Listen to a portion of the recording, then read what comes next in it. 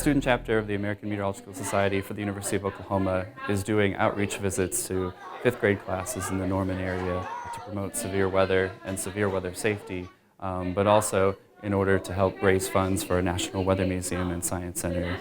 We've got 3 atmospheres. We're going to test to see how well you guys can forecast.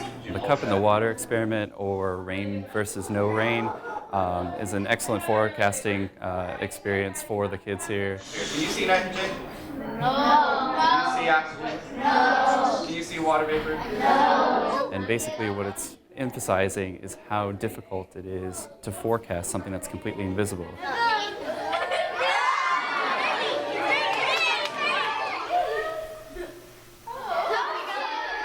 None of the kids can ever figure out where the water goes, and it seems to be just a hit, not only with the kids, but also with all the teachers as well. In terms of doing our experiment related to air, what we do is we use a ping pong ball and a hairdryer just to emphasize how powerful air can be, that it's holding up 1 ton of water in each cloud that you see passing over you every single day. And then to even emphasize the power of air even further, we have an air cannon that we fill with fog in order to illustrate that even though you can't see air because it's completely invisible, it definitely has a lot of power and it can move great distances. So the hail concept we have, it's basically twofold.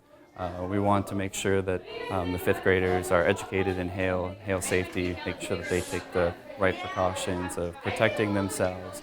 But also we're trying to get to them the point that they can help out the National Weather Service because they do a tremendous amount of hail collection.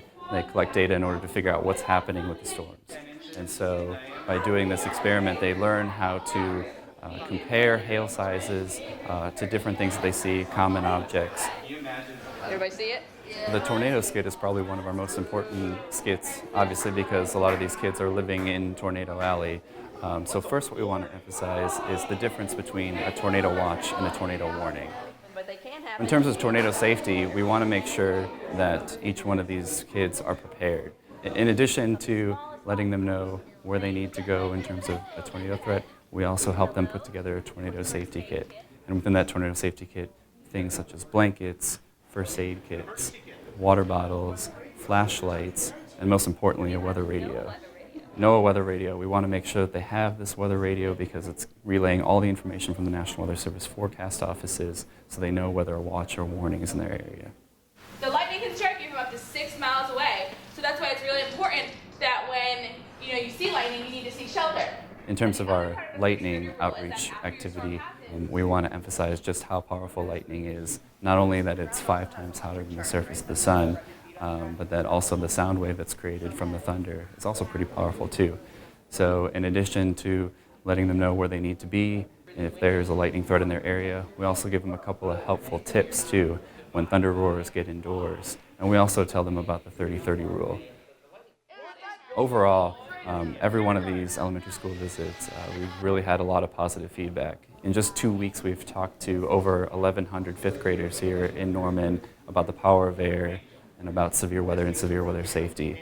And with each experiment, they just get even more excited about the weather that's happening around here. And we hope that they can take some of those topics home with them and get their families and their friends involved to make sure that they're safe if there's any sort of severe weather event.